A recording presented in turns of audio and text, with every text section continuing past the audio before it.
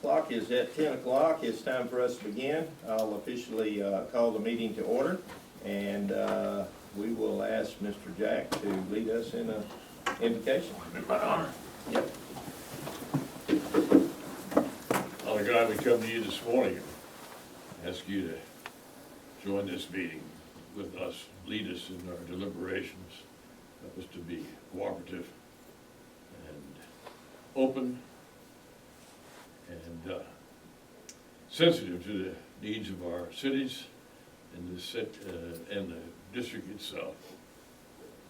Help us to work collaboratively in all matters that may come before us on the agenda today. Father, I ask that you forgive us for our sins and lead us in our righteousness. Be with me as I live my life in accordance with your will, or try to guide me along the way. Help us to be intentional in our relationship with you, in the time we spend with you each day.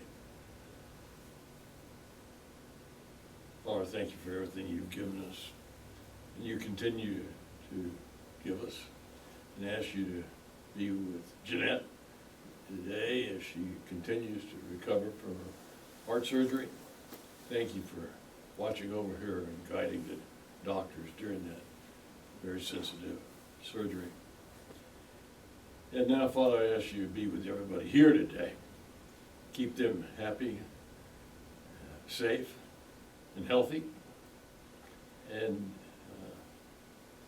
help us to always be sensitive to the needs of others around us and be compassionate to one another. In your Son's name I ask these things. Amen. Amen. Very good, thank you. All right, we'll do the pledges, and we'll do the U.S. flag first. I pledge allegiance to the flag of the United States of America and to the republic for which it stands, one nation, under God, indivisible, with liberty and justice for all. Texas flag. Honor the Texas flag. I pledge allegiance to thee, Texas, one state, under God, one and indivisible. All right. You may be seated. Thank you. Okay, we're to item agenda number 3, which is public comments, and I was informed by Mr. Dominic that no one signed up to speak today, but I see plenty of people in the audience. You're welcome. Glad to have you here. Glad you came to be involved with our board meeting this morning. We're going to move right on to item agenda number 4, consideration action on minutes from the February 2, 2026 meeting and correction of minutes from the August 25, 2025 meeting. Board, take a look at those, and if you see any additions, subtractions, or corrections, we will consider those. And otherwise, I'll entertain a motion to approve both sets of minutes, the February and the correction on the August. So moved. I have a motion by George. Second. I got a second by Jack. All those supporting the motion to approve the February 2, 2026 minutes and the correction on the August 25, 2025 minutes signify by saying aye. Aye. Those opposed, same sign. Ayes have it. Motion carries. All right. Item agenda number 5, consideration of action monthly investment report, financial reports on all current accounts and funds, and authorization to pay invoices for professional services and memberships. Osiris. Good morning. I'll start with the professional invoices and memberships. In the packet, you should have had a Sledge legal invoice for services through January, Houston Spray Co. invoice for the spraying of the lake of $12,000, and a membership due for the TRWA, Texas Rural Water Association, of $500, which is very helpful because it helps our operators with their classes. For the Houston Spray Co., we have the Texas Parks and Wildlife is working on the reimbursement. They increased it from $40,000 to $45,000 for a 2-year term, so that will be $90,000. But they're still working on it, so we will be able to get what we've paid already reimbursed once it goes through. As far as the investment report, you saw an increase. We got the minutes payment, so we went ahead and moved that into our logic account, which produces the most interest income for us. Also, you saw a big amount for Perky revenue, $180,000. So that one trues up at the last quarter for them, and because they pump zero, it's such a big number, because during the quarters, you know, they don't get billed, and so that's why you see a huge number there. Also, we had revenue from RFE, you saw that, $50,000. That turned out to be a very, very nice contract for us compared to others in the past that really didn't produce a lot. In the expense side, you saw $7,000 under buildings and grounds on the income statement. That is for clearing of the fence at the Pittsburgh raw water intake. There was storm damage, and then we had TCQ inspections, so we had to clean it up. So that's that. You also saw a credit on that invoice, income statement. We got a rebate from Ranger, so that's where that credit comes in at. As far as capital, we only had 2 capital payments this month. One was for the raw water intake cleanout, the dredging. That is still ongoing because we're still shopping for the screens, but that payment was for the actual cleanout. And then we started with the Corn Bay improvements, just a small, you'll see that ongoing as well. That's all I have, unless you have any questions. Board, any questions, concerns? How much is the lawsuit cost at this point? Up to date, it's about $144,000. Anybody else? Any questions? Okay, very good. I'll entertain a motion for action on the monthly investment report, financial reports of current accounts and funds, and authorization to pay invoices for professional services and membership. Got a motion by Dennis. I'll second. I got a second by Robin. All those supporting the motion, say aye. Aye. Those opposed, same sign. Ayes have it, motion carries. We are on item agenda number 6, water production operations report. Mr. Dominic. It's good to see you guys. This is the second meeting in February. We don't have many of those where there's twice a month. So first I'll start from saying that we are currently under the Palmer Index. We are currently in a dry year. So the lake is a little lower than it was this time of the year last year and for the last 2-3 years. But as of this morning, our pool elevation is at 227.82. That means that the lake is considered 95% full. This morning, Lake of the Pines been releasing about 342 cubic feet per second, which correlates to about 220 million gallons every single day. At the same time, our neighbors to the south, Caddo Lake, as of this morning, is releasing almost 1.1 billion gallons. So only about 22%, 23% of that amount, which is spilling over, never to come back to Texas, is coming from Lake of the Pines. Just for some reference on the numbers, the last 24 hours, Caddo release accounts for more water than we used entire year last year from Tanner Plant for all our treated water customers combined. And those numbers were, we treated last year through Tanner Plant 1.07 billion gallons. Caddo released yesterday 1.08 billion gallons. So that's 1 year, that's 1 day. Just for the reference, Tanner Plant actually for last year only produced about 36.8% of its capacity.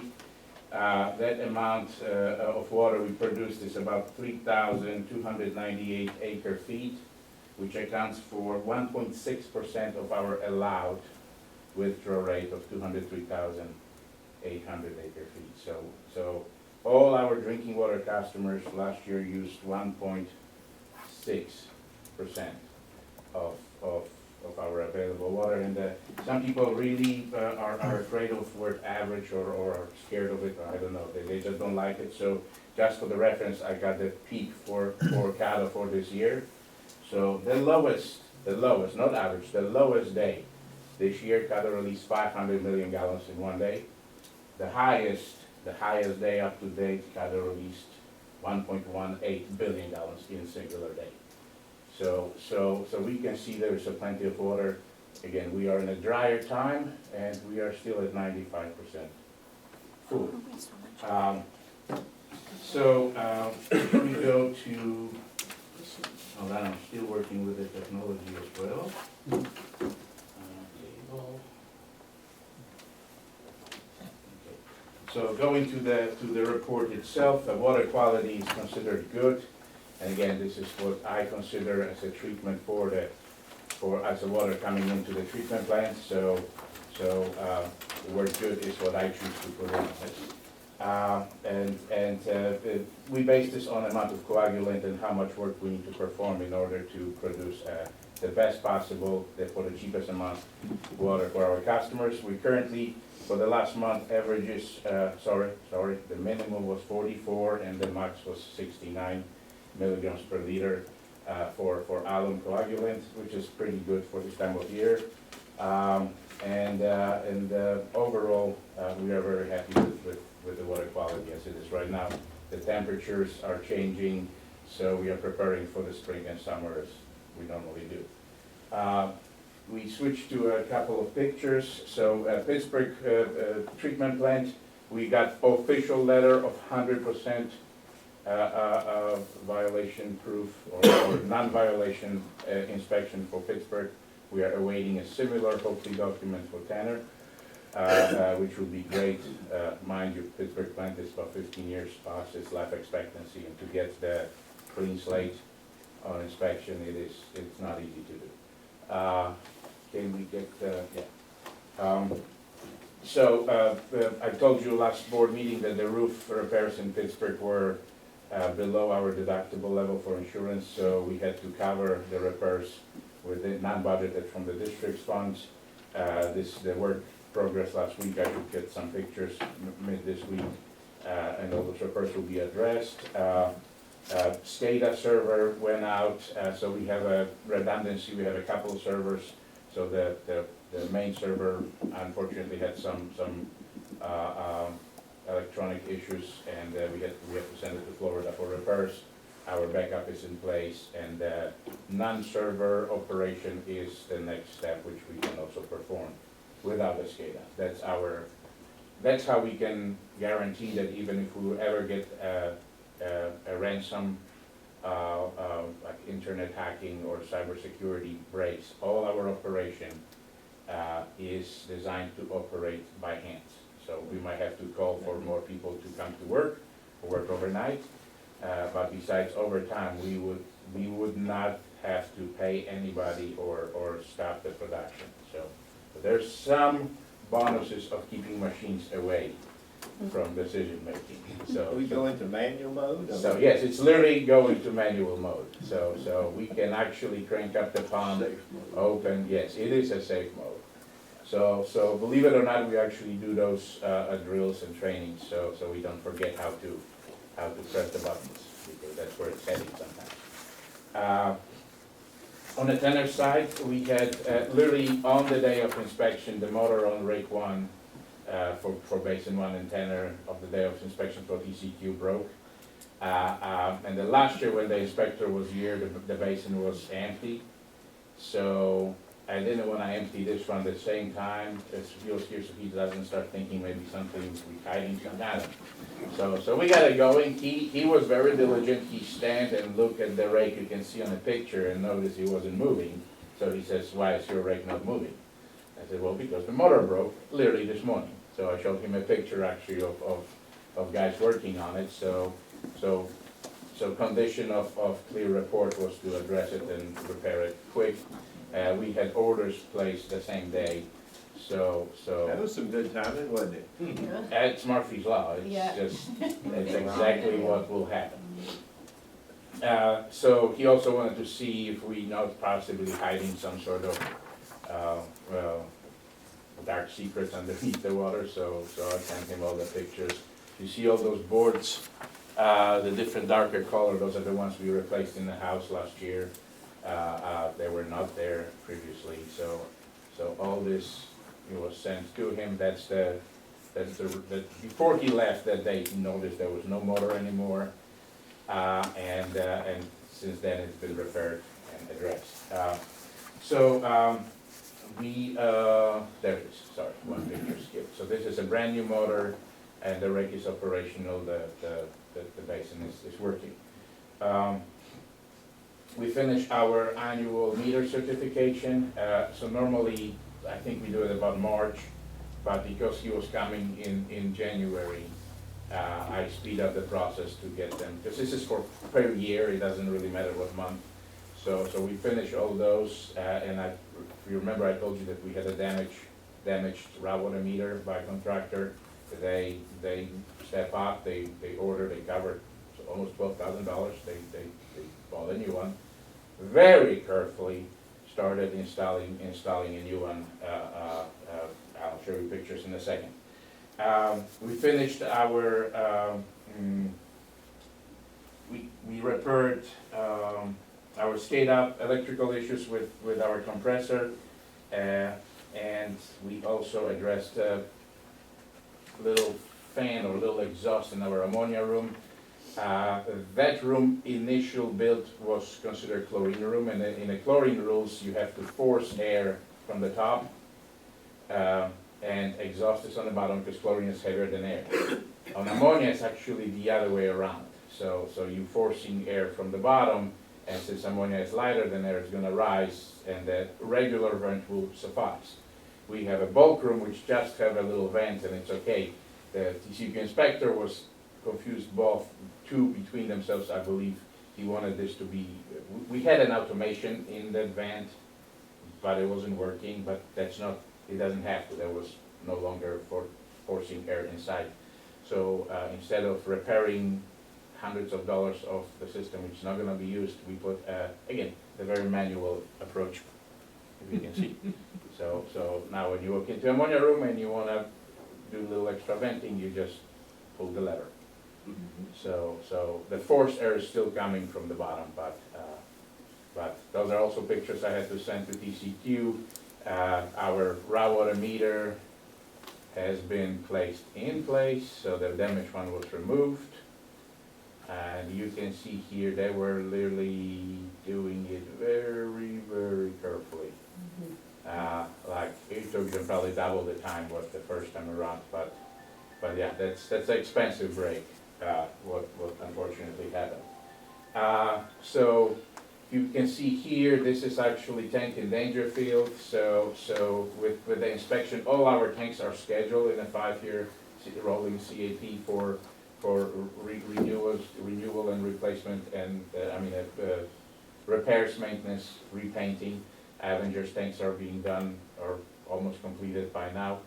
This is Dangerfield tank. It still has about a 1.5 years before it was going to be approached, and there was some after last winter, the dark spots of the water got a little bit more visible. So we just took a little wash to the tank.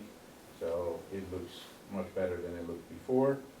And those pictures here, this is a freshly renewed, renovated, repainted, a small 250,000 gallon tank in Avenger. That was out of service probably for 10+ years, kind of like in a Q Springs setup. There was 2 tanks, only one was being used. So now this tank is fully restored. We're gonna be putting it in service this week, and we're gonna be finishing work on a 500,000 gallon. On the outside, Jack can testify to it. It looks much better than it looked last year, and we're finishing up. We decided to replace all the valves before we finished the 500,000 gallon tank. So there will be some digging work happening. Mayor, yeah, there will be some action happening, at your tank site Yes, sir. over the next couple of weeks. So, as you can see, this tank is right now, in pretty much brand new condition. That's being said, it looks brand new. So it definitely beats the alternative of building a new one. Oh, yeah. So, as I gave you my word a few years back, on my watch, there will not be another tank purchased. We will just, make sure that once we have are properly maintained. So, we'll do some extra mowing when we finish. Okay, I promise. So, yeah, that's about what I have, for right now. If you guys have any questions. Also, we are putting additional chlorine analyzers in this location. We've never had it in our history before. That will allow us to closely monitor chlorine residuals at each of our member cities' entry points, even though responsibility for the chlorine in a distribution system belongs to the cities. But that allows us to maybe less rely on what we are told and then get kind of ahead of the game, or make sure that we can notify if something is happening. So it buys us time and ensures higher control over quality than any time in the past. So thank you guys, because this is your guys' approving stuff, which is gonna make this district main mission, which is delivering drinking water to member cities, for generations to come. And I appreciate your foresight. A question, and just give an estimation on this, Dominic, the tank restoration versus, putting a whole new tank in, that 50%, 20%? So I can tell you like this, that since we started restoring our tanks, we restored 1 million gallon tank in Hughes Springs, 500,000 gallon tank in Hughes Springs, 250,000 gallon tank in Avenger, and now 500,000 gallon tank in Avenger, and replaced all the valves and everything else around those two, and that project still will be less than what we paid for buying one 500,000 gallon tank for City of Lone Star. So we paid close to 1.2, probably 1.4 if you add all the engineering million for the Lone Star tank. Yeah. And these are 250,000. The whole projects are about, $500,000 each with Probably every, saving us about 75%. Yes. easily, and, Yeah. and getting better bang for the buck, because we're not only addressing the actual shell, but everything alongside with it, so. And for those tanks in the cities, do we get any grant money for that, or is that just money out of our budget? No, That's that's, money out of our- every single money we spent was from from the districts, Great. yes. It's part of the capital Yes, improvement plan Yes, that we've yes. been going through Yeah, for well, that's multiple yeah. years. I just think some people think we get grants for it, and, Yeah. No. Right. Actually, I can and the tell you city's that, helping paying for it, but it's not I can tell you right. We're that doing it. without official letter, the word from Texas Water Development Board is, sorry guys, you are too good. Yeah. You're not getting any money or any breaks, because we have to give it first to people who, I say, neglect or can't fix, and then they are in a basically emergency stage where they will say, Yeah. I have violations, Yeah. so please help me. So this is kind of, a way approach that if you're managed properly, you're not gonna get much help. So, Sometimes you get punished for being efficient. Yeah, yeah. well, if you In a- if in you a guys, round- if in you a guys, right way. if you guys want me to start getting violations, just say one No, word. no. We'll continue on with our capital improvement project. Thank you, Yeah, thank you, appreciate it. yeah, absolutely. Any questions, board, any concerns? This groundwater meter that was replaced, Uh-huh. how was this meter damaged when it's inside that vault? So, if you notice, I will just describe like this. If you look at the meter itself, so this is basically a flange piece of pipe, so that needs to be put in between the existing pipe. Before we had mag meter, we had a sonic meter, which is a clamp on. And they are okay, but they are not as precise, and they tend to slip off, and there's issues with it.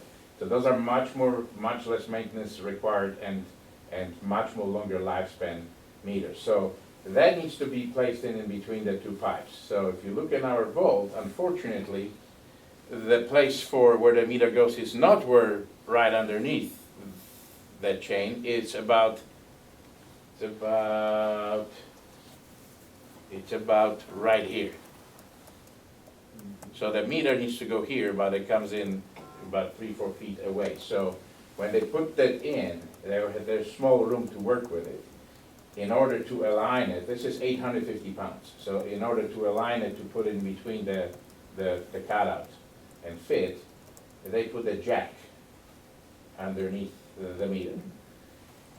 And they did this for years with many, many meters. What they fail to acknowledge is that portion here, even though it's painted and it looks the same like the strong flange here, this is a very hollow piece where all the electronics for the meter are placed.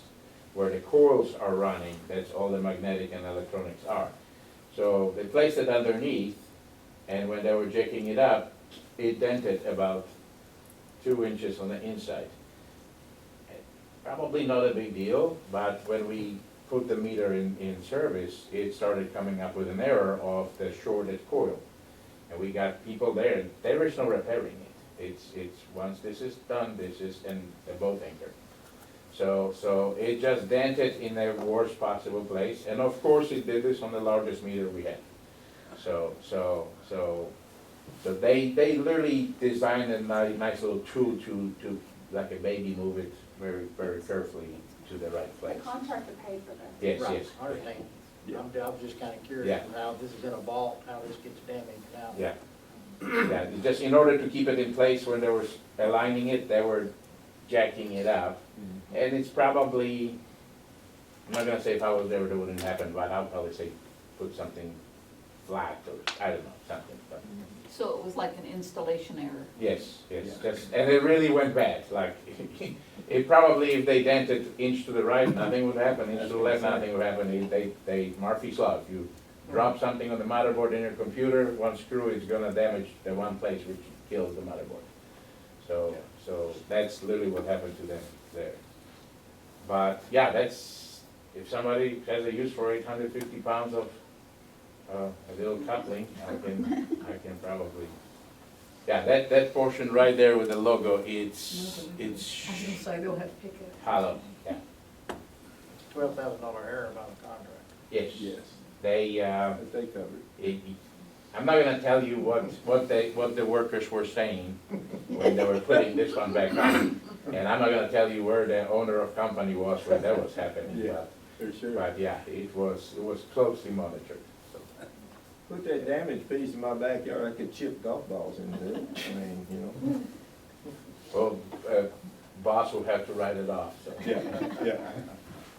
Okay, nothing in your report requires any kind of motion or action, I'm assuming? No, sir. Okay, so it's basically information. Question, board, any questions about anything Dominic went over? Dominic, let me just confirm with you, Jefferson gets its water from Avenger by gravity flow. That is correct. The water that you're pushing from the plant to Avenger, which some of it subsequently goes to Jefferson, you all updated and made changes to the pumps and valves and upgraded the skating unit too, did you not? That's correct. So actually, this year on the capital improvements are 2 projects which directly affect City of Avenger and indirectly affect City of Jefferson. So first is the one which we are replacing, the storage tank. Those are not storage tanks just for City of Avenger. Those storage tanks when they are filled, when the current 500,000 gallon tank is filled, City of Avenger pulls through their pump house water out of the tank and fills their overhead storage, which creates pressure for the entire city. Then a separate line out of this tank, gravity, feeds everything downstream, and downstream from Avenger tank will be one of our customers, Mims Water Supply with the Lassiter connection, and at the end, then the next one, right before the Jefferson tanks, is a T, which takes 12-inch line to Harlton, which feeds water from it, and then final is our 2 tanks in Jefferson. Believe it or not, it's over 200 feet in elevation difference between where the Avenger tank is and where the Jefferson tank is. So we have an 18-inch main or transmission line with over 120 pounds of pressure naturally produced. So that's why I know when there's a leak there, because everybody knows there's a leak there. It literally, when there's contractors there, when there were the guys doing the fiber optics, I told them, you do not want to poke this line, because you're going to have a Noah flood coming at you at 120 pounds pressure per square inch, and they know what it is. So this is a crucial portion of keeping the water quality and supporting that entire leg. So second part of capital improvements for this project, and we do this on purpose, there is a thought behind it to do this in the same year, is there's 3 pumps pushing water into that line from Tenor Plant. They are one of our oldest pumps, and they are constant speed, means you start them, boom, they go 100%. You stop them, they stop 100%. There is a Clyde valves, which are pressure differential valves on each of those pumps. They are very expensive valves, and at that point, they were the best technology to use. They are absolutely atrocious to maintenance and to deal with. Right next to those 3 pumps, 20 years later, been put in Southside pumps. So the pumps which sending water in the same size line across lake all the way to Southside Worcester Pump Station. Those pumps are variable frequency pumps with just the regular check valves.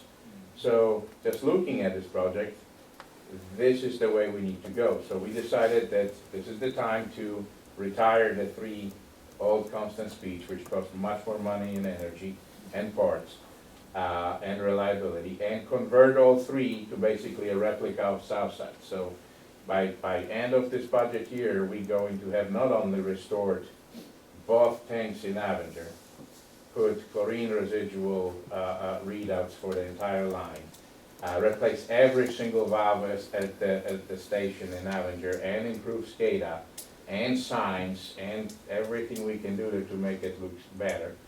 On top of it, we are going to replace 3 outdated pumps with the VFD drives, with a new VFD building, with a new VFD electrical room, with the new connection between the Avenger pumps and Southside pumps, which will be creating a redundancy, which should be thought before. Basically, if we have 3 pumps here, 2 pumps here, and they are about 15 feet apart, why not to connect them? Now you have 5 pumps which can send one way, and 5 pumps they can send the other way. So for literally maybe $10,000 of connection in the valve, you're creating a much more reliable system. So we're addressing all of it. The mag meters gonna be there. So eventually, I mean, it's year by year, we are getting much more advanced, much more proficient, and I promise you that we do everything that this plant and the operation of what district does will support your cities in generations to come. And it takes your guys' dedication and goodwill to allow us to spend money on what needs to be addressed.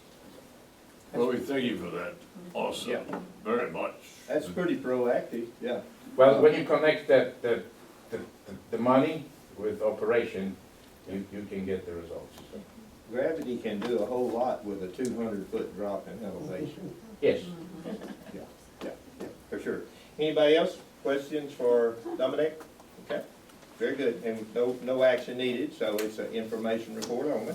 All right, very good. This year alone, it's about $600,000, which directly or indirectly affects the city of Avenger alone.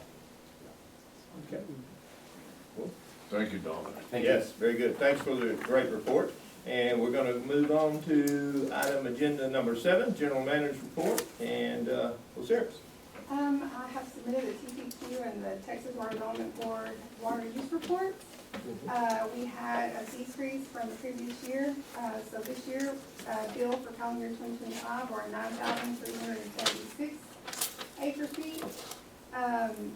The reduction is about 33 million gallons from the previous year, and it's mainly slip hose. Wilkes not pumping, which Perky wasn't pumping for a few years, but now Wilkes pump 0, and of course, Welch decreased. That is 4.6% of what we're permitted to use. We're using 4.6% of what we can actually use. And the Welsh reduction was about 37% from previous year. So I don't know how that's gonna, going forward, if it keeps growing, then it'll just be less and less.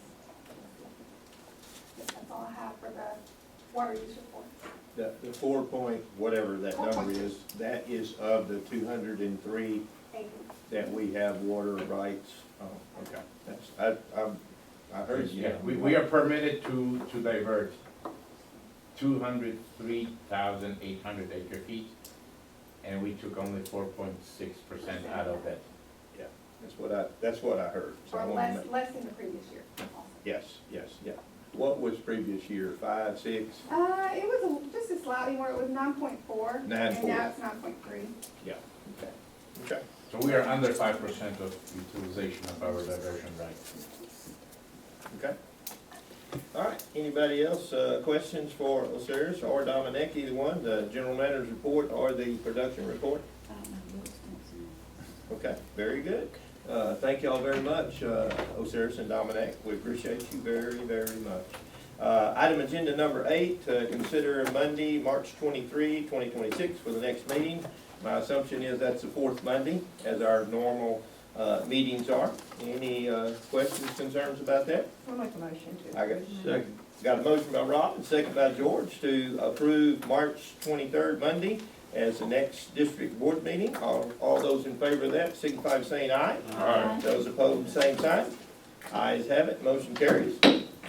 Item agenda number 8. Who would like to make that motion? Laura and George. I got a motion by Laura and second by George. All those supporting motion to adjourn at 10:36 a.m. signify by saying aye. Aye. Those opposed, same sign. Ayes have it, motion carries. Meeting is adjourned. Thank you very much. Thank you, Jim.